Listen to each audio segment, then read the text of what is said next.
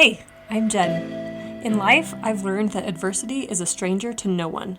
The way we cope is a huge indicator of our character. We want to make choices from confidence, empowerment, and trust, instead of letting our circumstances control us. Let's talk about how.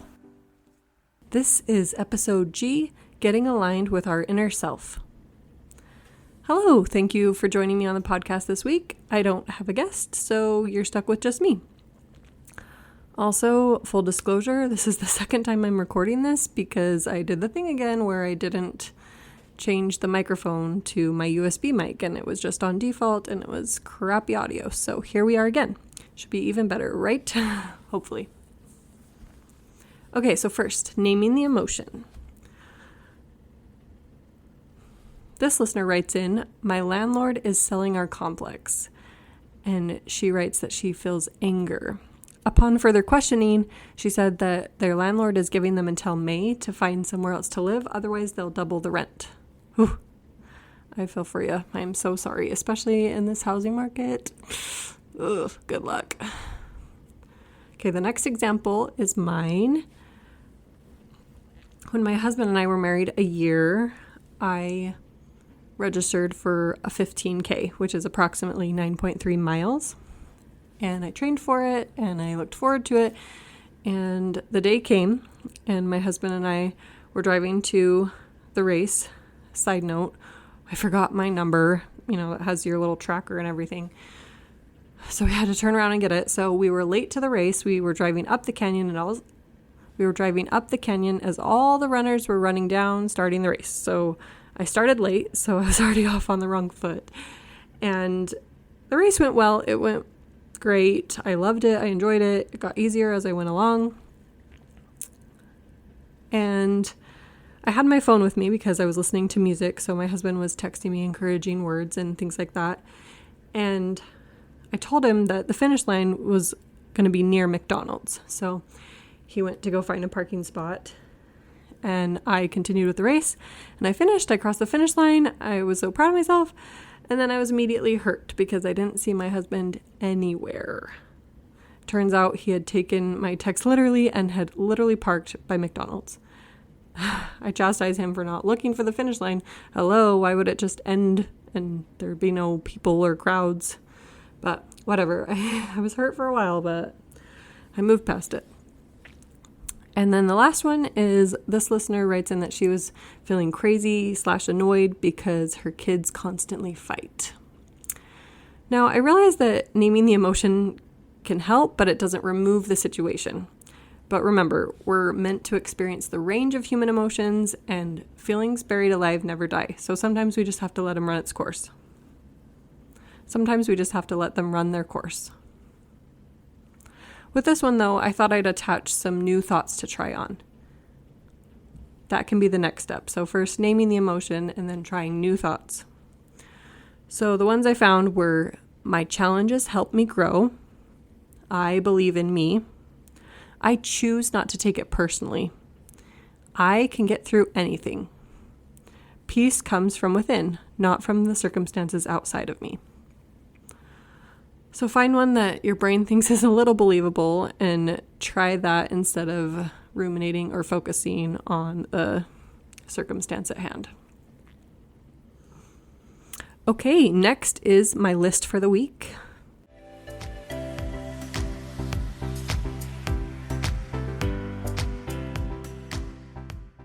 My list this week is short. There's only 3 things on my list, but hey, 3 is my favorite number, so it works. They are things I don't see a need for. First is baby monitors. Granted, my husband and I have always lived in pretty small places, so we can always hear the baby or peek in if we need to. But for me, when I put the baby to bed, it's my break. I check out. I'm around, but not up front and aware always, which I know things can happen to SIDS and other things, but if you don't leave anything harmful in the crib, most of the time things should be okay. So I don't really see a need for baby monitors. Maybe you disagree, that's fine. Next is caffeine. Now, before you get all defensive, you could list anything here. Remember, I'm a huge sugar addict, so it can be any vice. But it just seems like some people get so addicted that they need caffeine to function, and that just seems a little out of control. I've tried caffeinated beverages, and they just don't taste good to me, so it's just one less thing I'm grateful not to have in my life. But again, you can insert anything there. And then the last one is TV series / sitcoms. I'd much rather watch a movie or read a book. I just think it's silly to watch other people live their lives or pretend to live their lives. But that's my list for the week.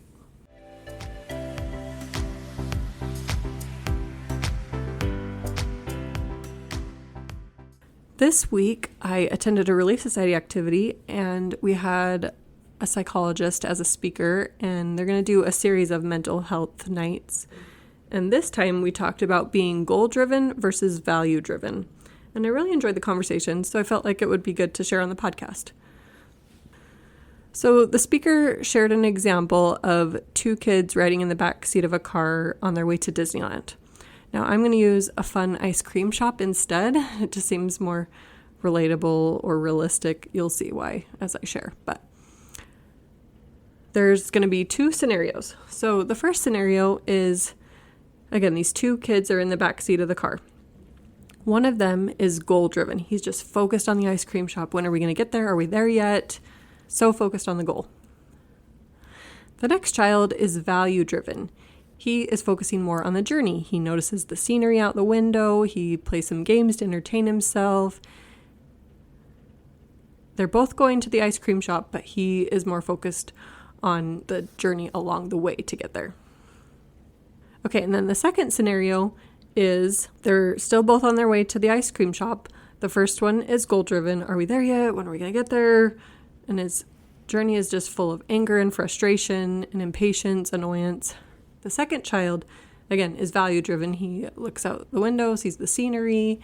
He plays those fun games. He whistles and sings songs. And this time, their car breaks down, so they never make it to the ice cream shop. You can imagine that the first child, his anger and frustration is just multiplied even further because his goal was never obtained. The second child had a much more pleasant journey, so not all is lost. He was still able to have a good time. He enjoyed the car ride. All is well.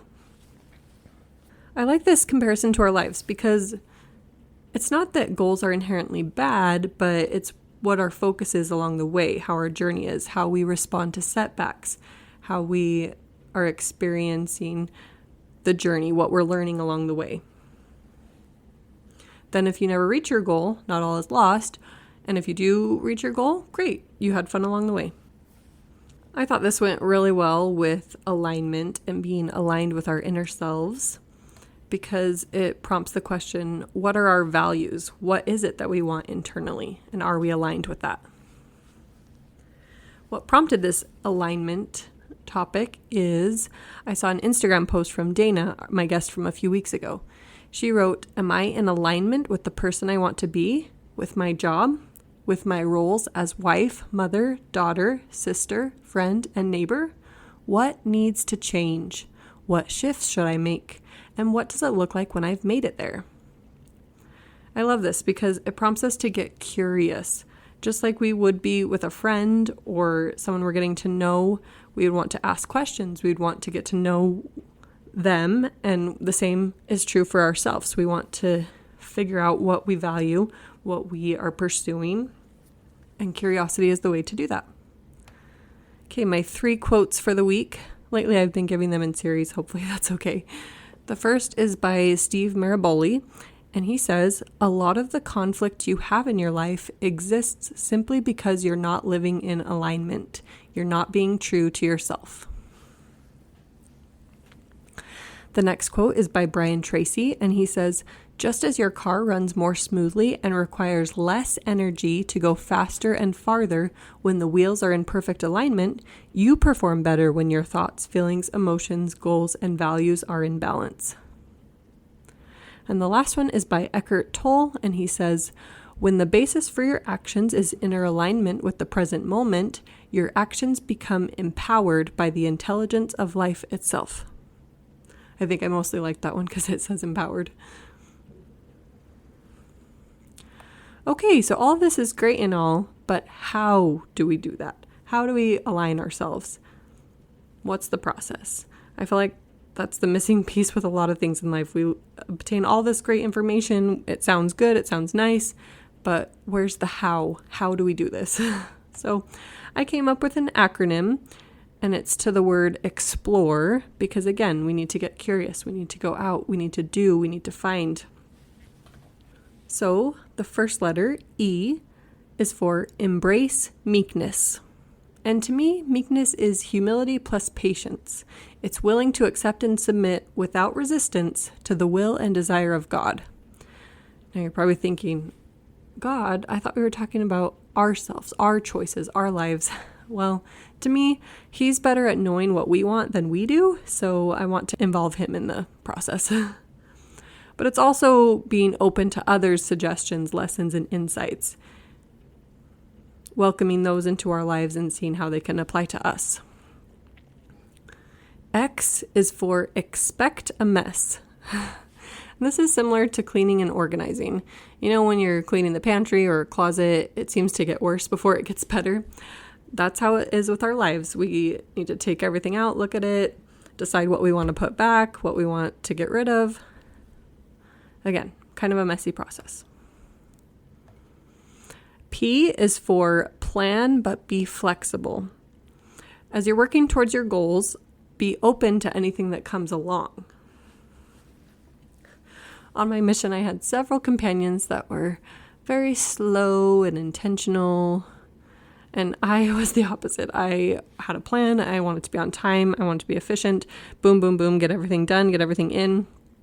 And I learned a lot from those companions because a lot of the times we met someone along the way. We ended up being in the right place at the right time, even though it seemed like we were slow or late. So again, be open to anything that comes as you're following your plan. L is for listen. In this crazy, chaotic world, there's so much noise. Feels like the Grinch. He's tired of the noise. So we need to turn down the external and turn up the internal. Listen to our inner selves. Listen to our thoughts. Listen. The next letter, O, goes along with senses. We need to open our eyes. Remember that what you focus on expands.